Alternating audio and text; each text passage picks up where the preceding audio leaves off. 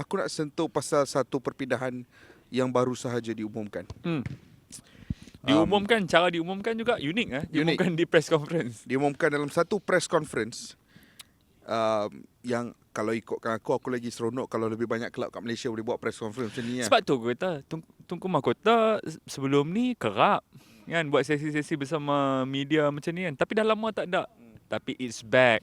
And it's back with a bang. Back with a bang. Dia umumkan beberapa perkara yang luar biasa.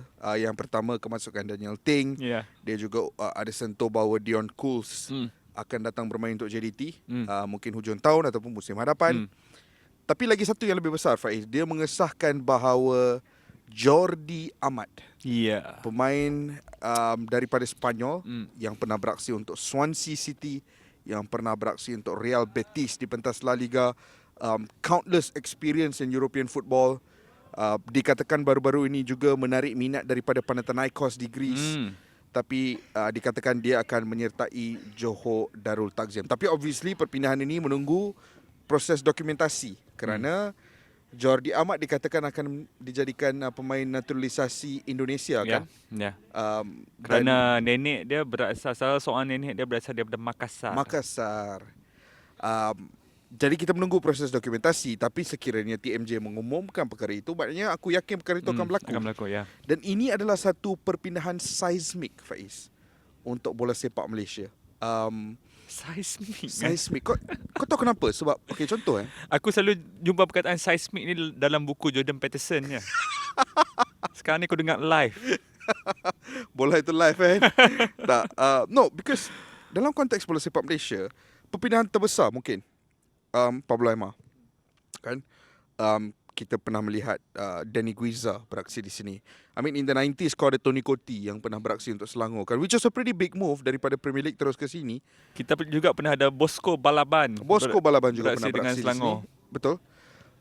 Tapi Jordi Amat adalah seorang pemain yang datang ke sini bukan sebagai retirement plan sahaja, aku yakin. Muda lagi, baru 30 ni. Ini bukan level Pablo Aimar yang dah mid-30s main sambil berjalan. Bukan Danny Guiza yang also not fully at his peak masa dia datang ke sini. Ini adalah seorang pemain yang masih lagi berada di satu level yang luar biasa. Aku terus buka a lot of data sites untuk melihat prestasi dia kerana musim lepas dia beraksi di Belgium kan, bersama Eupen kalau tak salah aku. Dan dia punya output tu masih lagi solid. Dan sekiranya ada kelab seperti Panathinaikos yang masih berminat, itu jelas menunjukkan bahawa dia masih memiliki sesuatu. Ada lagi kemampuan dan memiliki sesuatu yang luar biasa. Kau tengok simple Nacho Insa, bila dia masuk JDT tu pun, Nacho Insa was not a La Liga player dah. Aku rasa dia dah maybe La Liga 2 level player kot. Tapi kau tengok dia punya impact bersama JDT, right? The gap in quality is clear.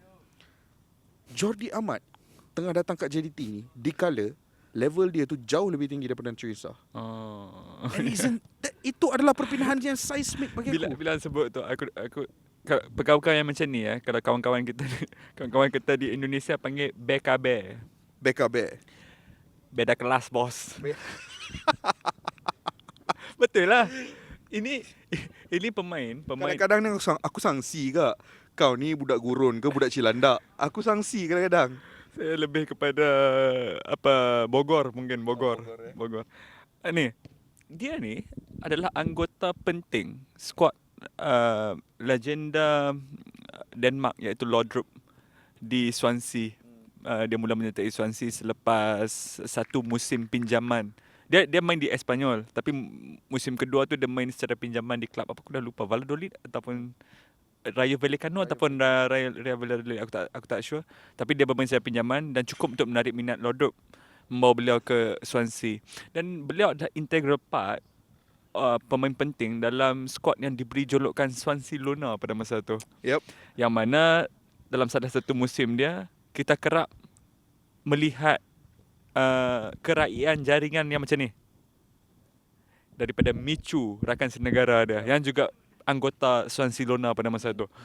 Jadi ini pemain, kalau hang tengok balik klip dia ke apa ke, kalau hang ingat yalah kita tengok Premier League dah lama kan. Kalau ingat gaya permainan Swansea pada masa tu dan ingat gaya permainan Jordi Amat, beliau adalah pemain yang agak press resistance.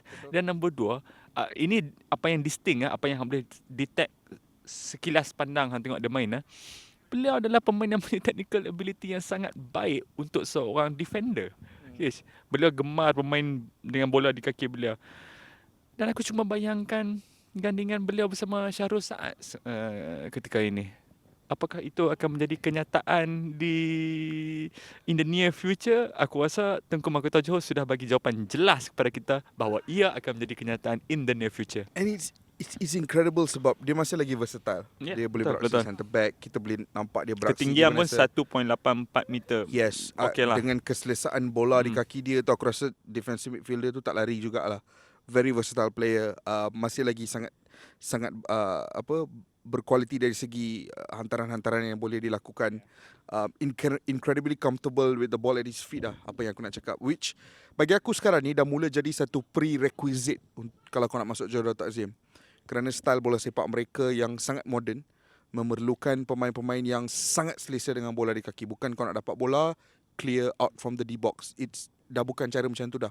Engkau kena build up from the back seperti yang kita nampak mereka buat di pentas Liga Johor Asia.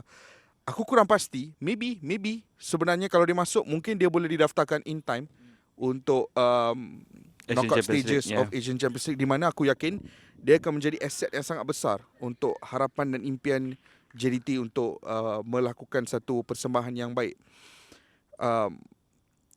Aku faham penyokong Indonesia mungkin ada yang kecewa sedikit sebab ramai yang mahu melihat Jordi Amat beraksi di Indonesia sendiri, di sesebuah klub.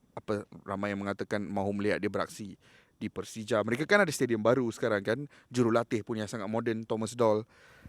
Jurulatih baru, stadium baru, cuma gubernur lama. Anies Baswedan. Tapi aku faham, from Jordi Amat's point of view, aku faham. I mean, dia sudah tentu akan beraksi untuk skuad kebangsaan Indonesia, which bagi aku adalah satu aset yang luar biasa untuk Shin Tae-yong kan. Dan kita adalah big fans of Shin Tae-yong.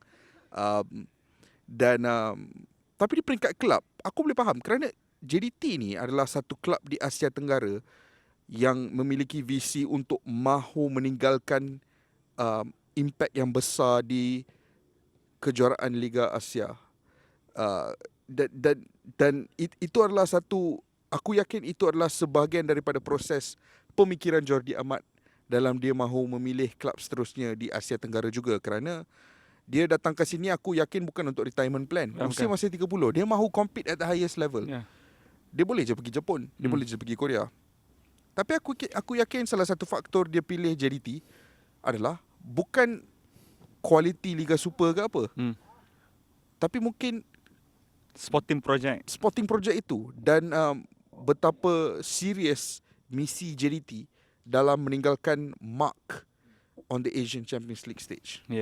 Dan aku tak boleh berhenti daripada berfikir yang kalau ini benar-benar terjadi, camp JDT bukan hanya menyediakan platform untuk Jordi Amat benar-benar berintegrasi dengan bola sepak Asia dan seterusnya meninggalkan kesan beliau sendiri di bola sepak Asia, khususnya di Johor Darul Takzim dan juga di Timnas.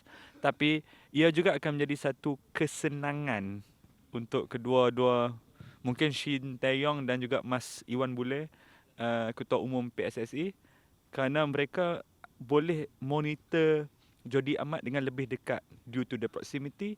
Dan juga aku rasa kalau aku cakap ni lagi jadi macam kita mengangkat kelab daripada negara kita sendiri, tapi aku tak nampak ada kelab lain di rantau ini yang boleh menyediakan platform yang sebegitu enak kepada Jordi Amat. Mungkin selain daripada BG Patum, JDT sahajalah. Jadi aku yakin kita berharaplah projek Jordi Amat ke JDT ini akan berlaku. Kalau berhasil, dia akan jadi kelebihan untuk kedua-dua JDT dan juga Timnas. Dan itu juga saja, Timnas Indonesia, itu saja.